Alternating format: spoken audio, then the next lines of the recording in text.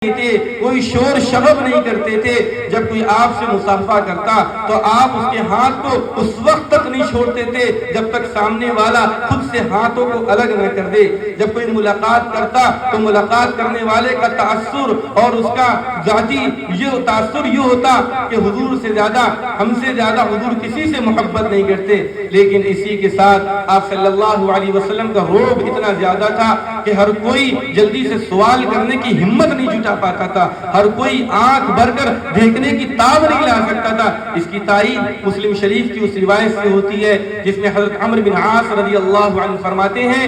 کہ اگر کوئی مجھ سے یہ سوال کر لے کہ تمہارے نبی کیسے تھے، تمہارے نبی کا فیس کیسا تھا، تو ہم اس کو بتا نہیں پائیں گے کہ آپ صلی اللہ علیہ وسلم کی چہرے کے خد و خال اور آپ صلی اللہ علیہ وسلم کی چہرے کی تفصیلات کیا ہیں۔ I can't explain it، میں اس کو ثابت نہیں کر سکتا۔ اس کی وجہ دراصل یہ ہے کہ جب تک ہم اسلام میں داخل نہیں ہوئے تھے تو آپ صلی اللہ علیہ وسلم میرے نزدیک سب سے زیادہ مبغوض تھے، میرے نزدیک سب سے زیادہ ناپسندیدہ تھے، تو ہم آپ کا چہرہ دیکھنے کا تصور بھی نہیں کرتے تھے۔ لیکن جس دن ہم حلقہ اسلام میں داخل ہوئے، جس دن ہم اللہ رب العزت کے مقبول اور محبوب دین میں داخل ہوئے، اور جس دن ہم نے رسول اکرم صلی اللہ علیہ وسلم کی وحی مبارک کو تھاما، تو اس کے بعد آپ کے چہرے کا رعب ہمارے اوپر ایسا پڑا کہ آج تک آنکھ بھر کر ہم آپ صلی اللہ علیہ وسلم کا چہرہ نہیں دیکھ سکے، اور زندگی اسی حال میں گزر گئی اور آپ صلی اللہ علیہ وسلم پردہ فرما گئے۔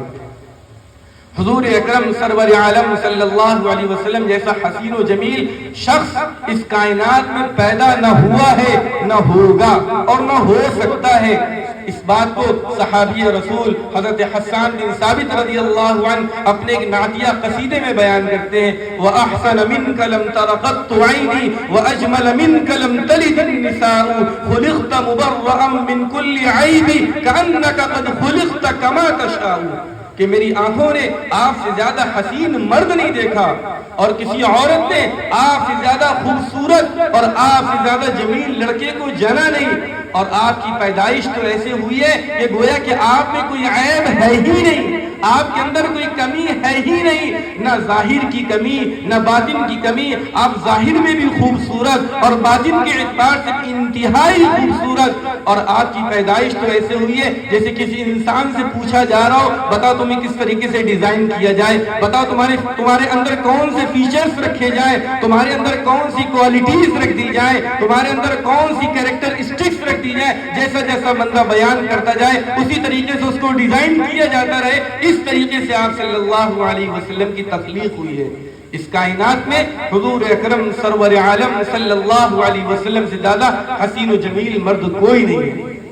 آپ صلی اللہ علیہ وسلم کی سیرت بیان کرنے کے دو طریقے ہیں۔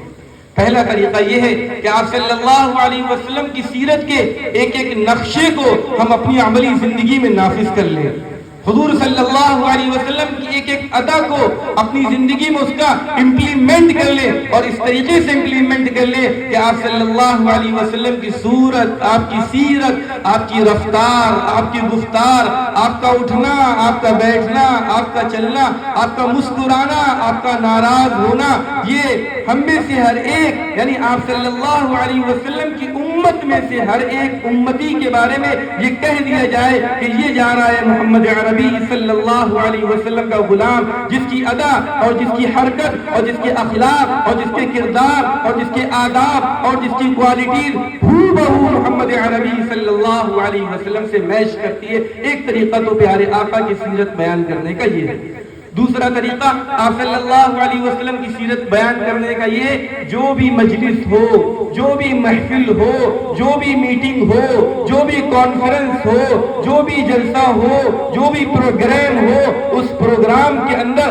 آپ صلی اللہ علیہ وسلم کے کمالات، آپ کی خوبیاں، آپ کے محاسن اور آپ کی برکت والی چیزیں بیان کی جائیں۔ چنانچہ